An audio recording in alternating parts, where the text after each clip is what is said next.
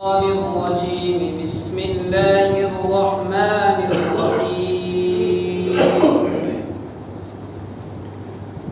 ويوم نسير الجبال وترى الأرض بارزة وحشرناهم فلم نغادر منهم أحدا وعرضوا على ربك صفا لقد جئتمونا كما خلقناكم أول مرة بل زعمتم أن لن نجعل لكم موعدا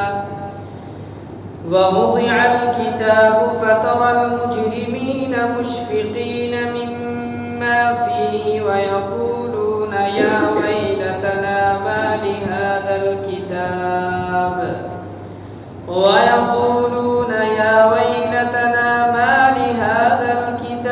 لا يغادر صغيرة ولا كبيرة إلا أحصاها ووجدوا ما عملوا حاضرا ولا يظلم ربك أحدا۔ اور اس دن کا دھیان رکھو جس دن ہم پہاڑوں کو چلائیں گے اور تم زمین کو دیکھو گے کہ وہ کھلی پڑی ہے اور ہم ان سب کو گھیر کر اکٹھا کر دیں گے اور ان میں سے کسی ایک کو بھی نہیں چھوڑیں گے اور سب کو تمہارے رب کے سامنے صف باندھ کر پیش کیا جائے گا۔ آخر تم ہمارے پاس اسی طرح آ گئے جس طرح ہم نے تمہیں پہلی بار پیدا کیا تھا۔ اس کے برعکس تمہارا دعویٰ یہ تھا کہ ہم تمہارے لیے یہ مقرر وقت کبھی نہیں لائیں گے اور اعمال کی کتاب سامنے رکھ دی جائے گی۔ چنانچہ تم مجرموں کو دیکھو گے کہ وہ اس کے مدرجات سے خوف زدہ ہیں اور کہہ رہے ہیں کہ ہائے ہماری بربادی، یہ کیسی کتاب ہے جس نے ہمارا کوئی چھوٹا بڑا عمل ایسا نہیں چھوڑا جس کا پورا احاطہ نہ کر لیا، اور وہ اپنا سارا کیا دھرا اپنے سامنے موجود پائیں گے اور تمہارا پروردگار کسی پر کوئی ظلم نہیں کرے گا۔ اللہ رب العالمین دنیا کی بے ثباتی کو بیان کرتے ہوئے ایک مثال کے ذریعے سے واضح فرما رہے ہیں۔ اس سے پہلی والی دو آیات میں اللہ تبارک و تعالیٰ نے فرمایا وَاضْرِبْ لَهُمْ مَثَلَ الْحَيَاةِ الدُّنْيَا، کہ اے نبی صلی اللہ علیہ وسلم آپ لوگوں کے سامنے دنیا کی مثال بیان کیجئے کہ دنیا کیسی ہے۔ كَمَاءٍ أَنزَلْنَاهُ مِنَ السَّمَاءِ، دنیا کی مثال اس پانی کی طرح ہے، اس پانی کی سی ہے کہ جس کو ہم نے آسمان سے برسایا۔ فاختلط به نبات الارض، تو اس پانی کے برسنے کے بعد زمین کے اندر وہ پانی جب جذب ہوا تو اس کی وجہ سے ہریالی سرسبز و شادابی اس کے اندر اگئی۔ فاصبح هشیما تذروه الریاح، پھر اس کے بعد جب زمانے کے رفتار کے اندر اور اللہ کے نظام کے تحت اس میں تبدیلی آتی ہے تو پھر اللہ رب العالمین اس بہار کی سرسبزی اور شادابی کو زردی کے اندر مائل کر دیتا ہے کہ وہی چیزیں جو لہلہا رہی تھی ہری بھری تھی وہ زرد پڑنے لگتی ہیں، یہاں تک کہ ایک دن ایسا آتا ہے کہ وہ ساری کی ساری چیزیں کاٹ لی جاتی ہیں یا درختوں کے پتے خود بخود گرنا شروع ہو جاتے ہیں، پھر وہ ریزہ ریزہ ہو کر جب ہوا چلتی ہے تو ان ساری کی ساری چیزوں کو اڑا لے جاتی ہے۔ وَكَانَ اللَّهُ عَلَى كُلِّ شَيْءٍ مُقْتَدِرًا، اللہ تبارک و تعالی ہر چیز کے اوپر قدرت رکھنے والا ہے۔ اس کے بعد فرمایا کہ المال والبنون زینت الحیات الدنیا، کہ مال اور اولاد یہ دنیا کی زینت کی چیز ہے۔ والباقیات الصالحات خیر عند ربک ثوابا وخیر عملا، اور باقیات الصالحات باقی رہنے والی چیزیں وہ ہیں کہ جو آپ کے رب کے پاس محفوظ ہیں ثواب کی شکل میں اور وہی چیزیں ایسی ہیں کہ جن سے امیدیں وابستہ کی جا سکتی ہیں۔ وَيَوْمَ نُسَيِّرُ الْجِبَالَ، اس کے بعد فرمایا کہ جس دن ہم پہاڑوں کو چلائیں گے، وَتَرَى الْأَرْضَ بَارِزَةً، اور آپ زمین کو ایک چٹیل میدان کی طرح دیکھیں گے، بالکل صاف سپاٹ زمین دیکھیں گے۔ وَحَشَرْنَاهُمْ، اور سب کے سب کو ہم جمع کریں گے، فَلَمْ نُغَادِرْ مِنْهُمْ أَحَدًا، ان میں سے کسی ایک کو بھی ہم چھوڑیں گے نہیں۔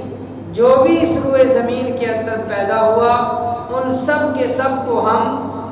جمع کریں گے اور ان سب کو ایک جگہ حاضر کریں گے کہ آدم علیہ السلام سے لے کر قیامت کی صبح تک جو بھی انسان اس دنیا کے اندر پیدا ہوا، چاہے وہ 1 منٹ کے لیے پیدا ہوا ہو، 1 سیکنڈ کے لیے زندہ رہا ہو یا مردہ پیدا ہوا ہو، سب کے سب کو ہم جمع کریں گے، اکٹھا کریں گے، ان میں سے کسی کو نہیں چھوڑیں گے۔ وَعُرِضُوا عَلَىٰ رَبِّكَ صَفًّا، اور سب کے سب آپ کے رب کے سامنے صف بستہ کھڑے ہوں گے، پیش کیے جائیں گے رب کے سامنے۔ صفن سے مراد ایک تو یہ ہے کہ قطار میں کھڑے ہوں گے، لائنوں میں کھڑے ہوں گے، ایک ہی لائن ہوگی، کوئی کسی کی پشت کی طرف نہیں دیکھ سکے گا، سب کے سب اللہ تبارک و تعالیٰ کے سامنے کھڑے ہوں گے۔ اور ایک روایت میں آیا کہ جب جنتیوں کی صفیں لگائی جائیں گی تو وہ یکے بعد دیگرے 120 صفیں ہوں گی، ان میں سے 80 صفیں اس امت کی ہوں گی، یعنی سب سے زیادہ جنتی امت محمدیہ صلی اللہ علیہ وسلم کے لوگ ہوں گے۔ وَعُرِضُوا عَلَىٰ رَبِّكَ صَفًّا، اور وہ سب کے سب پیش کیے جائیں گے آپ کے رب کے سامنے ایک قطار کے اندر، ایک لائن کے اندر۔ لَقَدْ جِئْتُمُونَا كَمَا خَلَقْنَاكُمْ أَوَّلَ مَرَّةٍ، اللہ تبارک و تعالیٰ فرمائیں گے ان نافرمان لوگوں کو کہ جو دنیا میں اللہ تعالیٰ کا انکار کرتے تھے، چاہے اپنی زبان سے انکار کرتے تھے یا اپنے عمل سے انکار کرتے تھے، جن کا ایمان یہ تھا کہ دنیا یہ 4 دن کی زندگی ہے، اسی کے اندر آدمی نے جو کچھ کرنا، کھانا پینا، کمانا ہے، آگے کس نے دیکھا؟ جیسے ہر انسان کی زبان پر یہی ہے کہ ابھی جو کرنا ہے کر لو، جو کمانا ہے کما لو، آگے کس نے دیکھا؟ آخرت کا یقین نہیں ہے، آخرت کے اوپر ایمان نہیں ہے، تو اللہ تعالیٰ اس وقت کہیں گے لَقَدْ جِئْتُمُونَا كَمَا خَلَقْنَاكُمْ أَوَّلَ مَرَّةٍ، کہ تم تو ویسے ہی آ گئے جیسے پہلی مرتبہ ہم نے تمہیں پیدا کیا تھا۔ بل زعمتم، بلکہ تمہارا خیال یہ تھا أَلَّن نَّجْعَلَ لَكُم مَّوْعِدًا، کہ اس کے لیے ہم نے کوئی وقت متعین نہیں کیا ہے۔ سارے کے سارے لوگ ننگے بدن ہوں گے،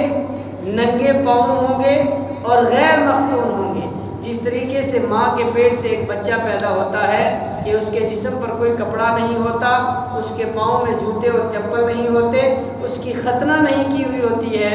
ایسے ہی سارے کے سارے انسان وہاں کھڑے ہوں گے، سب ننگے ہوں گے۔ سب سے پہلے جس کو لباس پہنایا جائے گا وہ حضرت ابراہیم علیہ السلام ہیں کہ جن کو ایمان کی خاطر،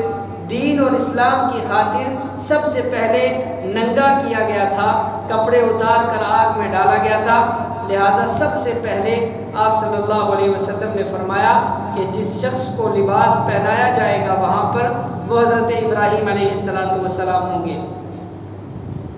اور یہ بارہا آپ سن چکے ہیں کہ حضرت عائشہ صدیقہ رضی اللہ تعالیٰ عنہ نے آپ صلی اللہ علیہ وسلم سے سوال کیا تھا کہ اس وقت سارے کے سارے لوگ ننگے ہوں گے تو شرم کی بات ہوگی۔ آپ نے فرمایا تھا کہ وہ ایسا منظر ہوگا کہ کوئی کسی کے سطر کی طرف دیکھ ہی نہیں پائے گا۔ اس کے بعد فرمایا وَوُضِعَ الْكِتَابُ فَتَرَى الْمُجْرِمِينَ، کہ نامہ اعمال کی جو کتاب ہے وہ سامنے رکھ دی جائے گی اور آپ مجرموں کو دیکھیں گے کہ مُشْفِقِينَ مِمَّا فِيهِ، اس میں جو ان کے گناہ لکھے ہوئے ہوں گے